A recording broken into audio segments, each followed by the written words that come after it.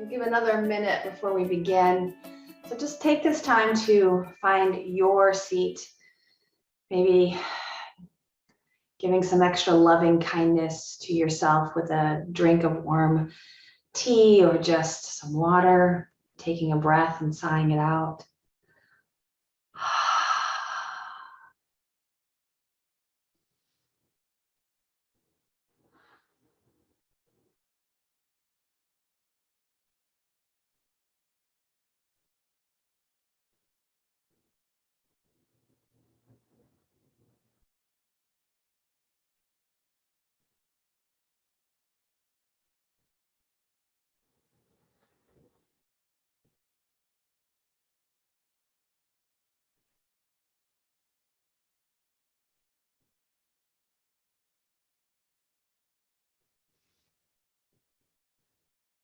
So welcome to Just Breathe.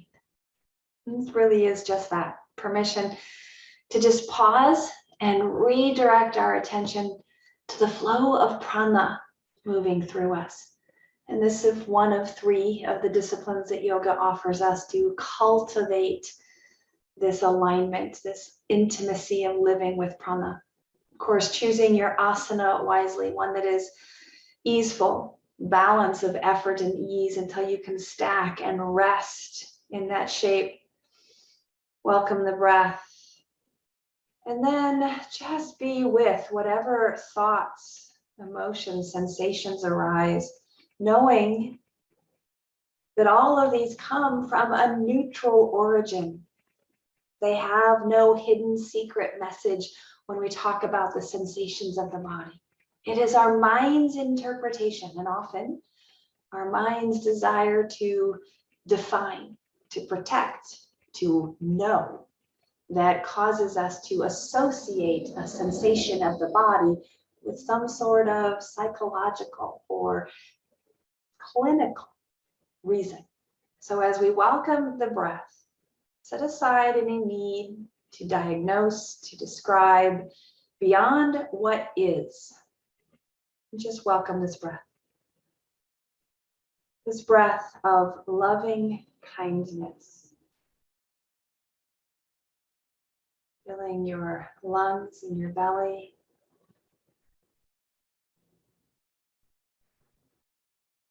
And as the breath steadies,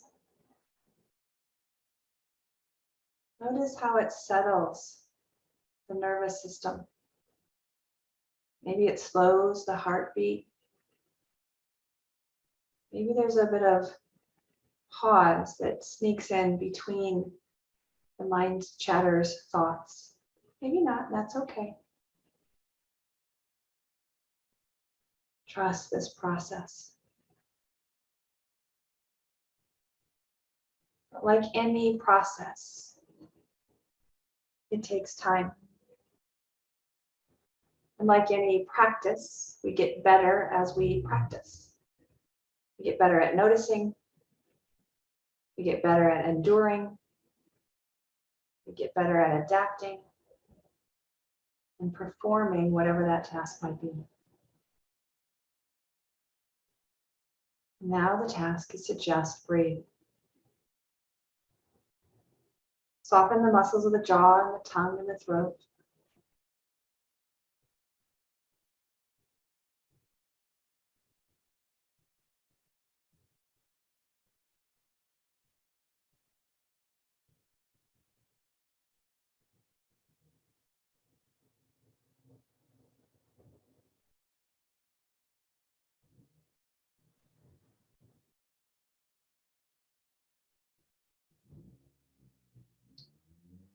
Practice of loving kindness, the practice of expressing, choosing love as a reflection of the divine spark within each of us, is the practice of choosing that which cultivates alignment and vitality and vibrancy. So whether it's in the process or the lingering consequences of what we choose to do, if it makes life more joyful, more easeful, more loving, then it is a choice of loving kindness. If, on the other hand, it causes us to have to redo or undo or repair, make up for, quote, lost time, that practice may have been something other than loving kindness. In other words, there is no deeper practice. There is no more advanced practice than to breathe loving kindness to yourself and to others.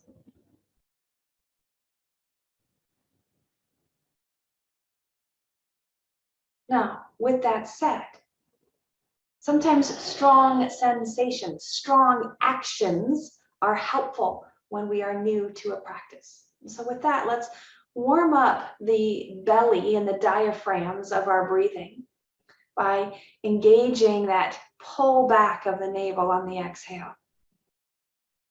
This begins the efforting side of the Durga breath, belly, ribs, chest. Exhale, effort as that navel pulls back. Soften and inhale. Now that's enough. Or you can start to build from the pelvic floor, lifting up as the navel pulls back. We call this the Dharma breath. Trusting the practice of inhalation to be a natural outpouring of what we have in abundance. Our Dharma is doing loving kindness in body, mind, and spirit.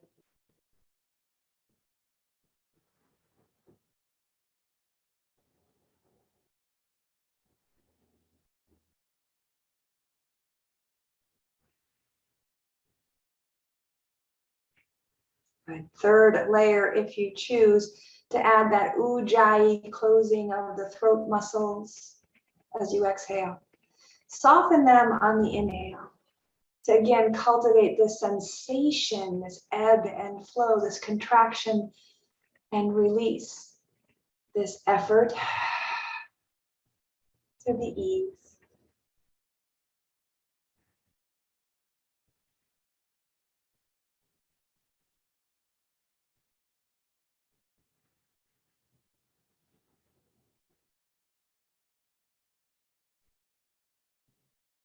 It's enough just to breathe. Because in the breath, we are practicing loving kindness. And by choosing to cultivate awareness of how this breath moves in, through, and out, we are layering on the attention of affection in the breath. So whether we dedicate this breath to another, to a cause, to a concern, or we dedicate it to ourselves, we choose loving kindness as the natural extension of being alive, hence breathing.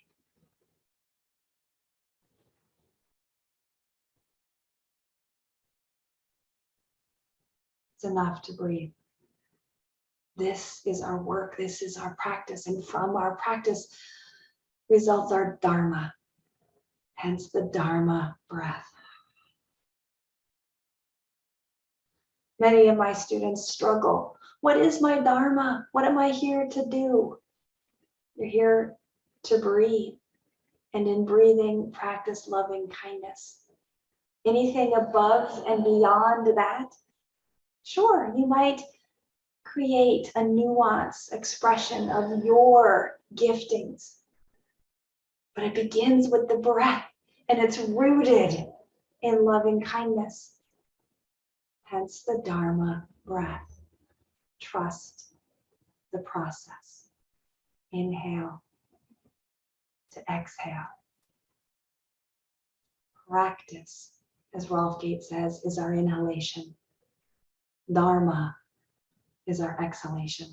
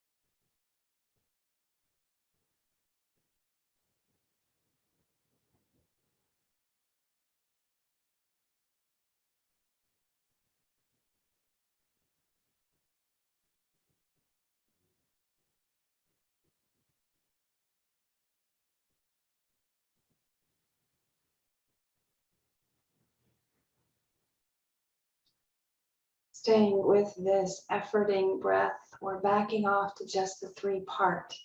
Let's build the box breath, adding a little extra pause between the inhalation and the exhalation.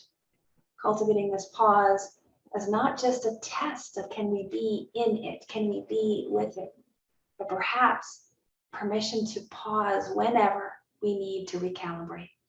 Now, if you have any reason, for example, pregnancies or recent surgeries, then don't hold the breath, please. Just continue with the easy in, easy out. You can exaggerate the pause without actually activating a holding, a breath retention.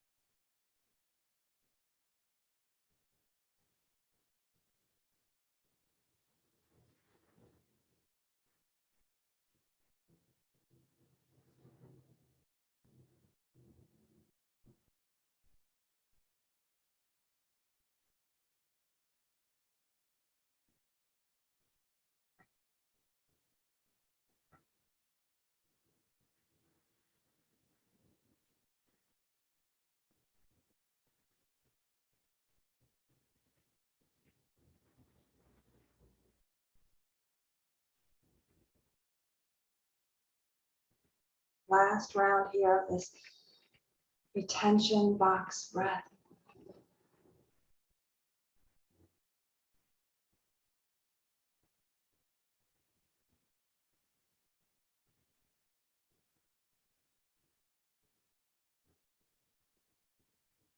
Take a Durga breath, belly, ribs, chest. Let it out with a sigh. Let your breath find its own way. Relinquish control from the muscles and the mind. Remembering that the breath is our friend, our teacher, our guide.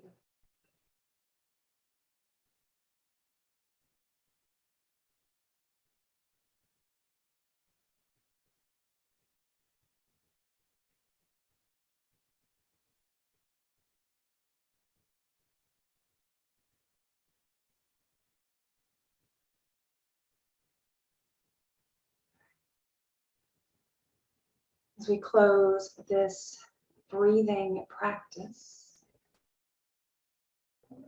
be well.